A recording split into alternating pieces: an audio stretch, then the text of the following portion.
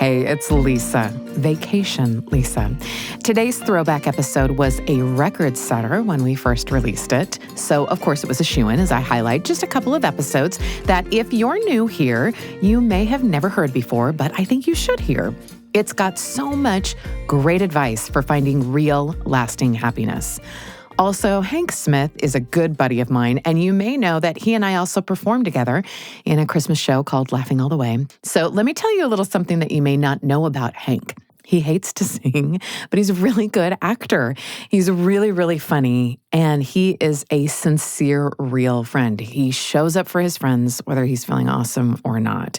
So he really practices what he preaches, and he doesn't just perform happiness. He actually lives it. And that's just one of the many reasons why I love him. Okay, enough behind the scenes. Straight from the vault, one of the Lisa Show's all-time favorite episodes, Complete Happiness and Toxic Positivity. I don't love the term toxic positivity because I seem to be labeling other people. I'm never labeling myself. Oh, yeah. I'm Tell labeling me more other about people. That. Right? Yeah. Very few people go, I'm being toxically positive.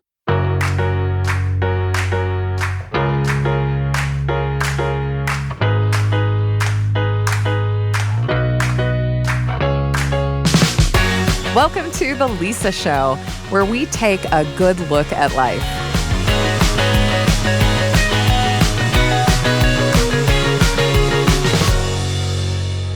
Hey, it's Lisa. I've got Hank Smith here today, an expert on relationships who also literally wrote the book on happiness. It sold dozens of copies, mostly to my mother, but I learned a lot.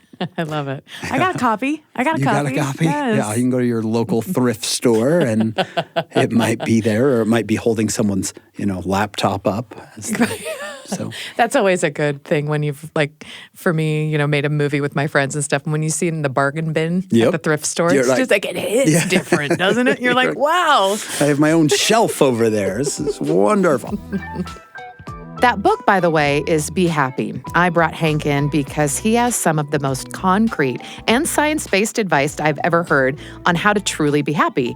People all over the country bring him in to speak on this. And if you're looking for action items to immediately improve your happiness, well, Hank is your guy. And you're going to hear a lot of his tips in this episode, as well as a breakdown of the 3 levels of happiness. It's cool stuff.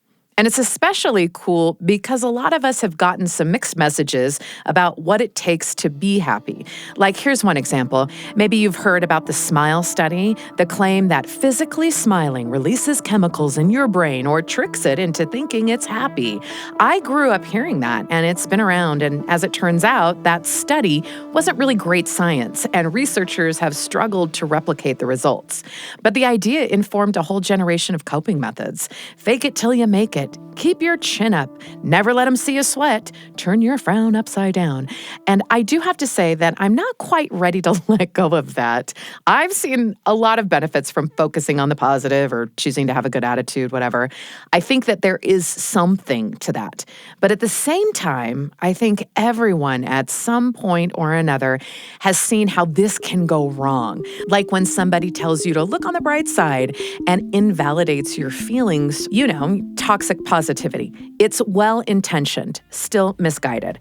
And today's common knowledge seems to be a lot more about holding space for your feelings, being present, acknowledging negative feelings and sitting with them. And I believe that too. It's honestly a little confusing. Do those ideas contradict each other? Some of this, as Hank explained, is because psychology has been evolving and getting better, but it takes a while for the latest and greatest information to become common knowledge. We'll back up a little bit. Psychology was centered on finding out what's wrong with you for 100 years. A guy named Martin Seligman comes along, late 90s, early 2000s, and starts talking about this term positive psychology, which is, yes, there's some things wrong with you, and we can talk about those. But let's look at what's right with you and see if we can amplify that. So we don't just look at how terrible your parents were, but let's look at the good things that are in your life right now and try to amplify those. Mm-hmm. And I'm positive about positive psychology. I am sure that 50, 60 years from now, they'll look back and say that Seligman was Freud. Oh, Freud, the father of psychoanalysis and the Freudian slip, where you say one thing and mean your mother.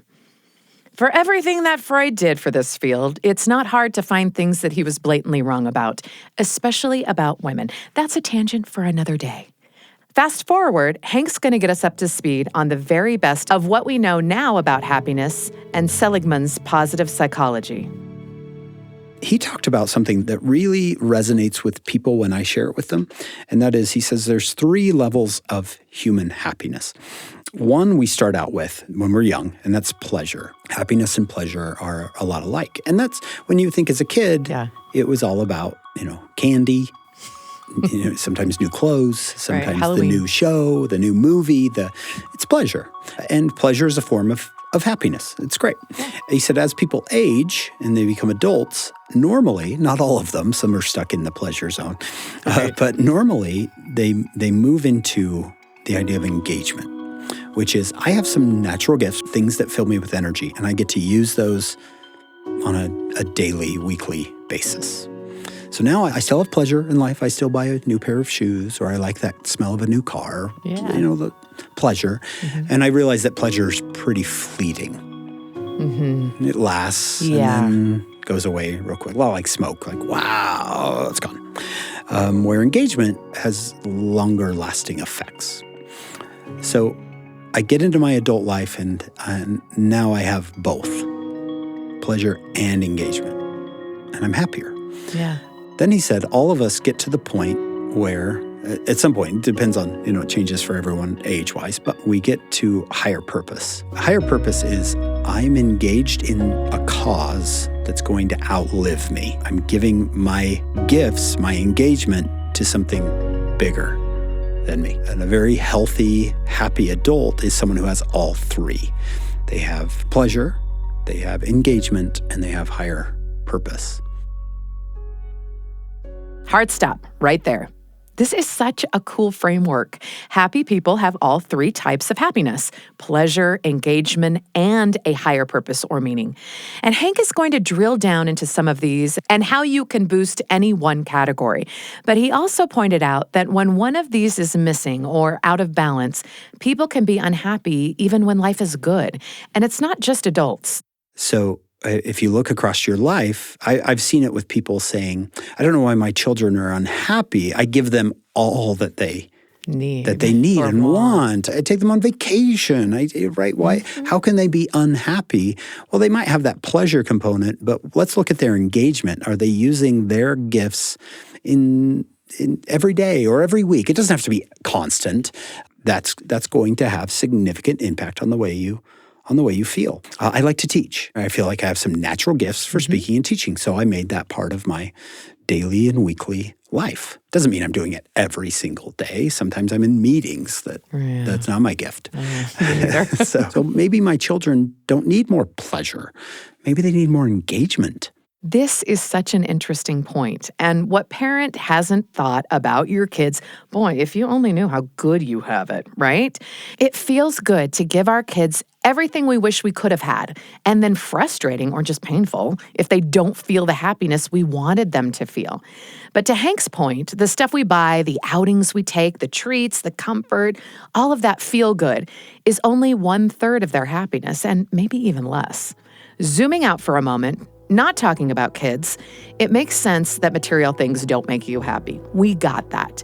And we've talked on the show about other false substitutes, like how social media lights up your brain, but it doesn't make you feel more connected, and even the opposite. And so you keep scrolling.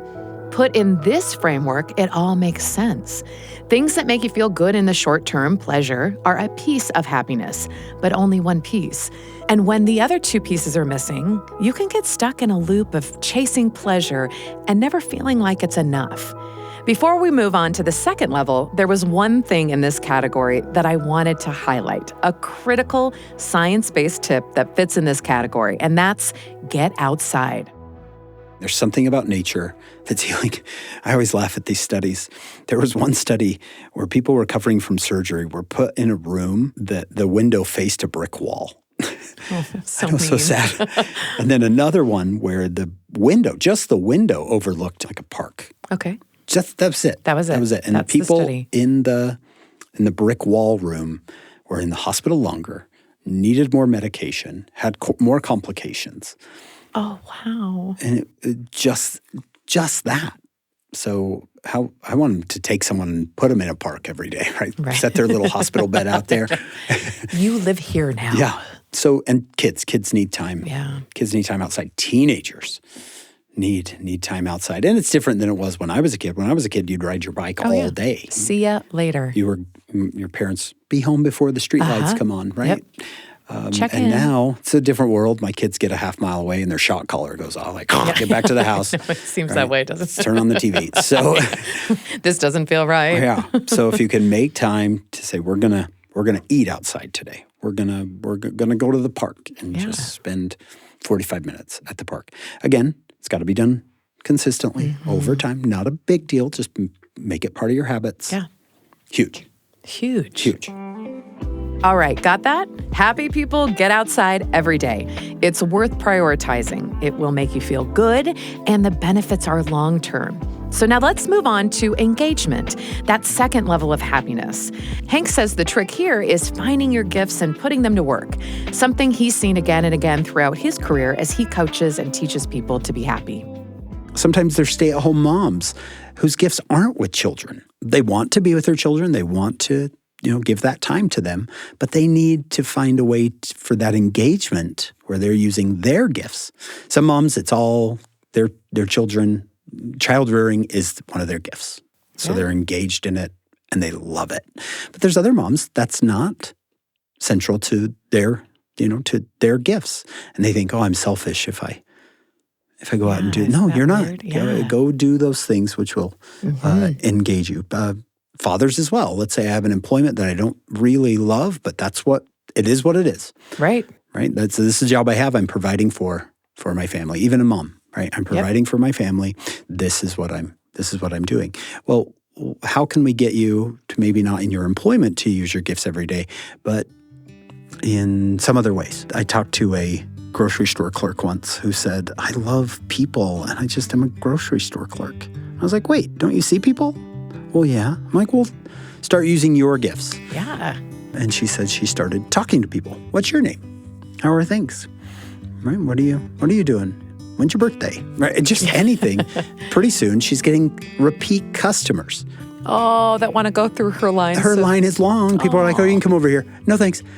I'm going to wait for Janet's line. That's amazing. And she's using her gifts every day. Go Janet.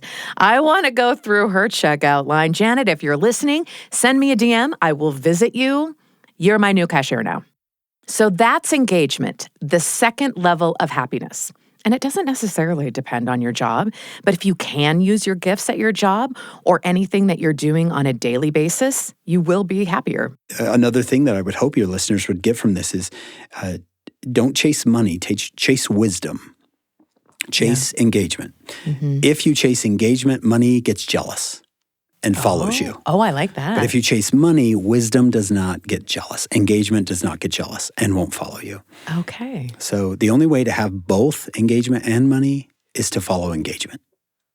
One of the things I love about this advice, and which was consistent with a lot of things that Hank said, was that applying it means doing things that are small and routine. Making sure that you're engaged isn't about planning huge projects or uprooting your whole life. It's little things that work best when they're streamlined with your real life. Hank had a word for these little micro methods of increasing happiness. These others I describe as brushstrokes. So if you look at a beautiful painting, say a Van Gogh, and it's amazing, right? As you step back, you look at it, that is amazing. But then go closer, and what you see is the painting is really just a bunch of individual brushstrokes, which in isolation are not super impressive. I might There's tell not you, a quick fix. Yeah, this is doing something over and over and over and over and going, I don't know if it's really helping, and over and over and over. And pretty soon someone says, You seem happier. How are you doing? Oh, wow. Do I? So, yeah, I wish there was a quick fix. I wish there was a medicine or a a podcast, although this podcast might be it if there's a quick fix for happiness. That's the goal. This is the goal. You need to do nothing else. You don't need friends. You can just listen to this podcast all the time. So let me tell you some of these brushstrokes that, though you do them one time, you might say, Hank, I'm not any happier. I give it some time. Just keep it going. Make it a habit. Happy people have in-person conversations. That's why you can say, well, I have a really great social circle online. And that's fine. But you do need to have in-person interaction. Yeah. Another one is happy people get enough sleep. That's a huge thing for me. It's not huge, like, wow, I'm so happy, but it really has impact. This is where your brain is healing and resetting. Now, it's different for everyone how much sleep you need, but if you're finding yourself really unhappy, this might be something you look at. Say, am I getting healthy sleep? This is a brushstroke. Right. It's got to be a habit. And after a while, it has an impact that you might not even notice until you have a distance between you and where you started. Another one is music. Happy people will use music to deliberately change their mood. I read one study where they took a random group of people and gave them an hour-long massage every day for 90 days. Like that? Okay. Sign me up for that. How do I get part of that? How do I get to be part of that study? And then they took another random group of people, had them create what they called a happy playlist. Find an hour's worth of music that makes you just feel good, and listen to that for an hour a day, every day, and then, we will pay you for this research study. I mean, that's the dream, to get paid to create playlists. Yeah, I could do that. Right. And at the end, statistically, it's the music by far. It's more than the massage. Reduces anxiety and increases happiness. Really? Right. It's the music, but it's this tiny little brushstroke. You just need to be deliberate about your music. Did that surprise you? Yeah, that was surprising to me because I wasn't very deliberate with my music. I would just Are you now? Whatever. Oh yeah. Oh yeah, really? Absolutely. I have my little playlist that I'll put on if I'm, cooking or cleaning or driving. I always listen to music when I don't know, I like to have it in the background. Yeah. Me too. Like the soundtrack of my life, if you will. The drama. Right. I wish music came with it, or I wish life came with a soundtrack. I do too. And I also think that we should was about to happen. Right? And you know how you were supposed to feel in any social situation? But I also really wish that we could just break out into song when we feel too much. Whenever we feel like really good. Another one would be happy people in general have something on the calendar that they're looking forward to. Oh, I like that. Yeah, it's very simple. That's easy. And it doesn't have to be huge. Like a trip or something? Yeah, it doesn't have to be a trip to Paris, right? It can be a trip to, somewhere 2 hours away. We're going to go there. We're going to look around. We're going to see what that town's like. And, I don't know why I just went to a trip, but I guess there's other things. It could be lunch with friends. Yeah. It can be a weekend. It can be anything that you are looking forward to because the brain processes anticipation and experience differently. So the anticipation of an event really, really has impact on your brain, just having it out there. I'm convinced that's why people have that big letdown after Christmas and New Year's. Oh, yeah. Because they've been looking forward to this, these things for so long. And now, it's over. It's over. We'll have to wait 364 days, whatever. But really, it's what's next on the calendar. Put something 3 weeks into January. You'll find yourself not having that letdown. Jumping in here, Hank's not saying don't do Christmas. What he is saying is that if the big holidays are the only thing on your calendar that you look forward to, then they're inevitably going to let you down because a year is a long time to wait. But if you plan more things to look forward to, you're going to get more satisfaction out of all of them. People will frequently say the anticipation for the vacation was better than the vacation. And that's because the brain processes that kind of thing differently. But again, it's deliberate and steady. Intentional. Yeah, you're looking out saying, if you're married, you might say, okay, every quarter we're going to go on a little getaway, a little 1 night, 2 night getaway. And you'll just put that out 90 days, 90 days, 90 days, whatever it is. It doesn't. I know one of my friends who says we're going to try to visit the towns in our state. And we're going to try to do what they do in that town. That's so original. Right? So they go to this local town and they maybe look it up online. What's the hangout spot in that town? So he said, I went to this city and got a buffalo burger because that's what they do. That's what they're known for, right? And we went to this city and we watched some softball games because that's their thing. The city has softball games. And these aren't expensive long trips. No. It's right around them. It's within an hour, 2 hours, 3 hours around them. They find a little hotel there and say, what does this town do? You can just make up anything. That's what's really great. You can. Yeah. I love this because Yeah. it's accessible to anybody. Yeah. And kids, this really has impact on kids. When you say, hey, we're all getting together. You're going to see your cousins. Have you ever seen that? You're going to see your cousins in this week in 4 months. And they frequently ask about it. Yeah. When is that again? But then you're creating that anticipation for them. Yeah. And you just keep it going. Yeah. Keep it going. Keep it going. Keep making brushstrokes. I think what I love most about these little happiness boosters, listening to music, planning something to look forward to, having in-person conversations. You can do any of these when you're sad. A little earlier, we were talking about that mixed message about what's going to make you feel better or feel good. Do you lean into the hard emotions or do you tell yourself to adjust your attitude? At what point does trying to manage your well-being cross into toxic positivity, that unhelpful impulse which says, oh, you're sad? There's a remedy. Don't be. In talking to Hank about positivity, toxic positivity, and where that line really is, I started to realize that this isn't even just about happiness. This is about what is real. Toxic positivity is denial. It says things aren't that bad. It suggests that you can flip a switch and be happy and ignore whatever pain you're feeling. Healthy positivity, the kind that leads to real happiness, is the opposite of denial. It's acceptance of what's real, including the real hope that things can and will be okay, even if they don't feel okay in the short term. I don't love the term toxic positivity because it's such a...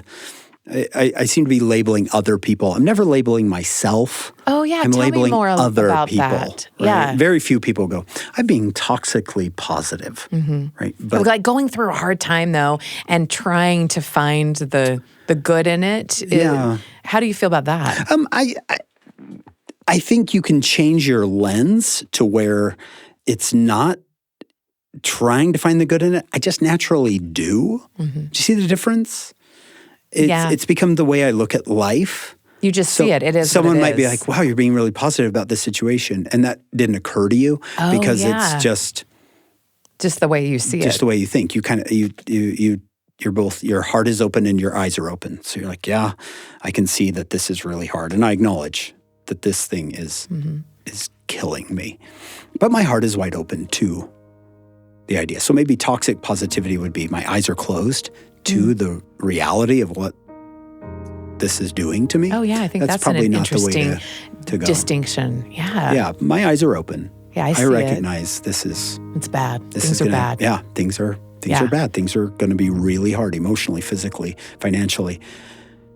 And, and I'm open to the idea that this might have good come out of it. Yeah. That the end result might be something even better than what I had thought it was, previously. Totally. You'll love this.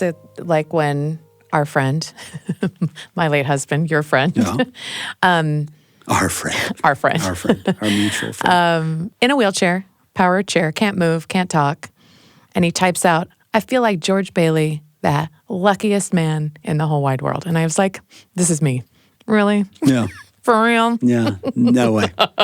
Nobody else looks at you and thinks, I want to be that guy. If I could live in the dream. Sorry. Yeah. And I remember having this real conversation, do you really feel this way?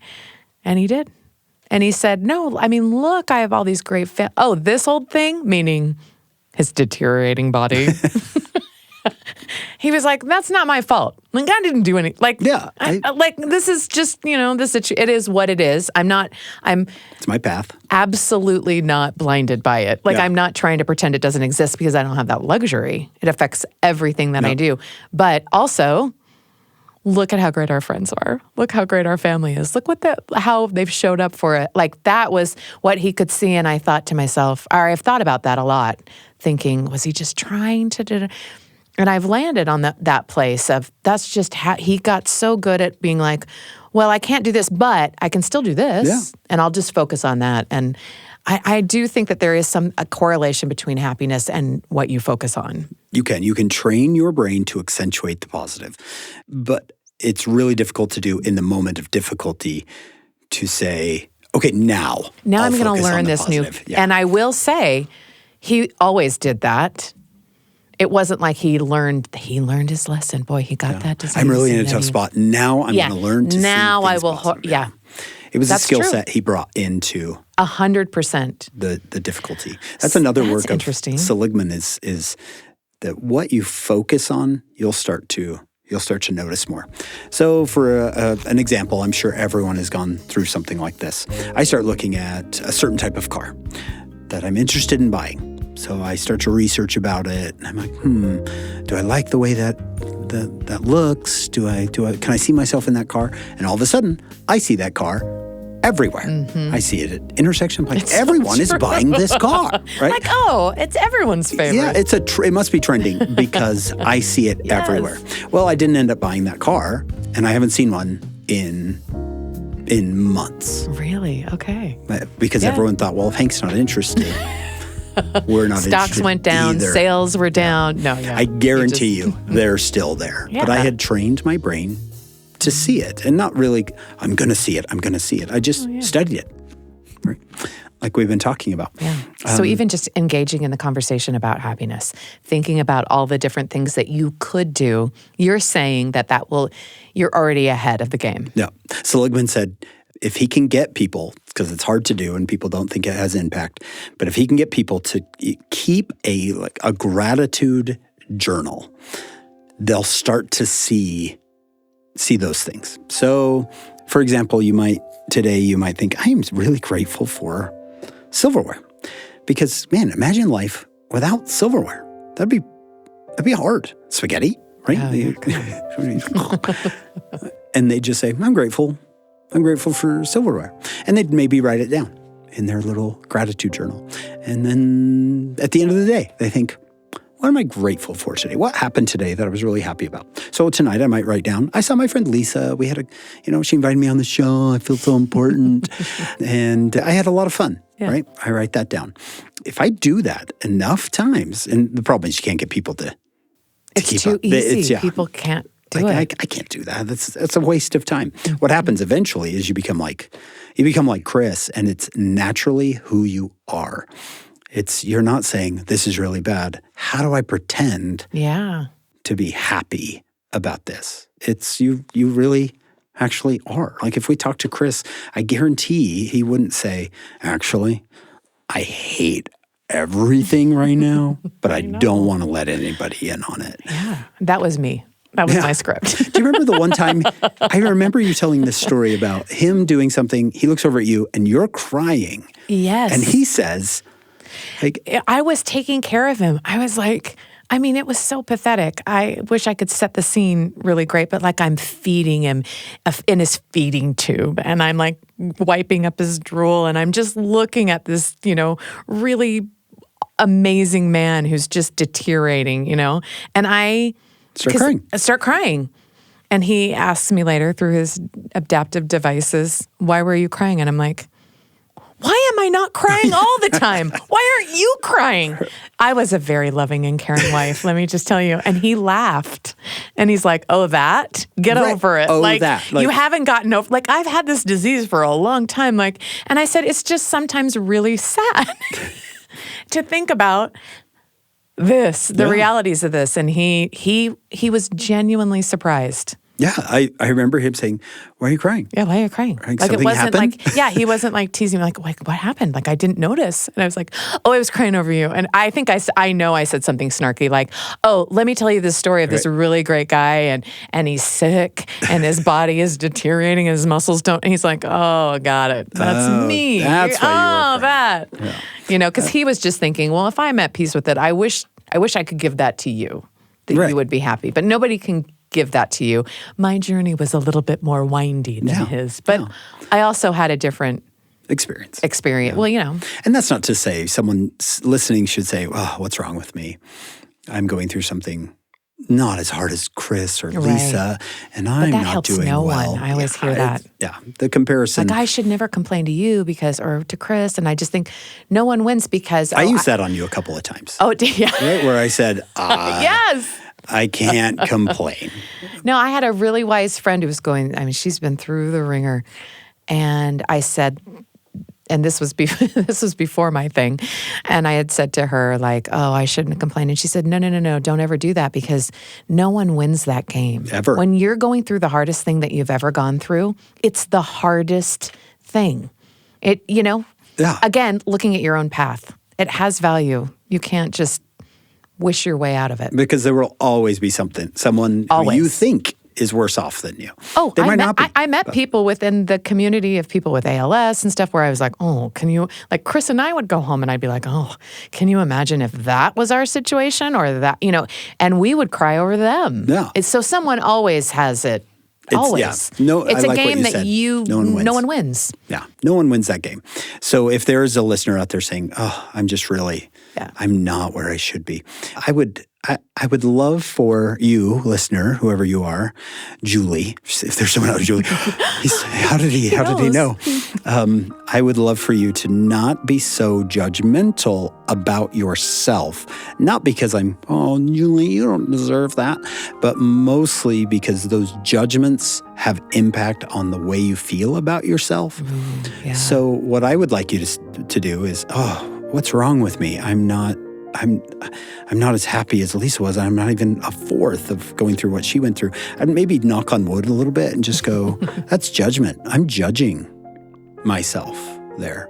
And instead, let's just look at the reality. The reality is you're going through something really, really difficult. Really hard. You want to have some more happiness. What can we do? We could let's throw on some music. Let's go for a long walk. Let's call a friend. Do some of the things we've talked about today. And over time, it'll be significant. It really will. I'm so grateful for Hank for sharing these tips. As you can imagine, there's a lot more to this. You should definitely read his book. We really only scratched the surface on the third level of happiness, but this is a good place to start. I find something really beautiful about the way happiness comes from leaning into reality. In-person conversations do what online relationships can't. Going outside in nature for a few minutes gives you something that being indoors does not. And accepting what is true about your real life and the way it feels, instead of saying, this is how I should feel, or this is what it's supposed to look like, that paves the way for healing and happiness. Toxic positivity is eyes closed, and healthy positivity is eyes wide open. It's comforting. We live in a world where happiness is being pitched constantly. Everyone is selling pleasure. Meanwhile, real happiness is something we're hardwired for, no purchase necessary, in our talents and potential and in our hunger for a higher purpose. This speaks to something that I truly believe. That there is a designer and that we people were designed to be happy. Happiness isn't a side quest or a side effect in any of this, so we don't have to shy away from putting it first. Happiness is what we were made for. The Lisa Show is a production of BYU Radio, hosted by Lisa Valentine Clark. This episode was produced by Becca Hurley with help from Michael Combs, with music and post-production by Kit Merrill. Special thanks to our guest, Hank Smith. Hank is the co-host of the Follow Him podcast, available wherever you listen to podcasts. You can find more info on Hank at hanksmith.com or on Instagram at HankRSmith. Links will be available in our show notes. If you haven't subscribed to The Lisa Show on YouTube, you can find even more content on our channel, including the Council of Moms filmed live in our studio.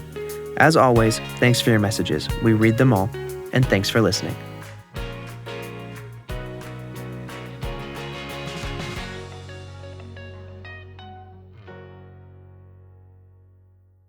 Hi, it's Lisa from The Lisa Show. And if you want to hear another great show from the BYU Radio family of podcasts, check out Constant Wonder. Host Marcus Smith takes you on an exhilarating journey through captivating stories of our magnificent natural world. You'll gain profound insight into different facets of our planet.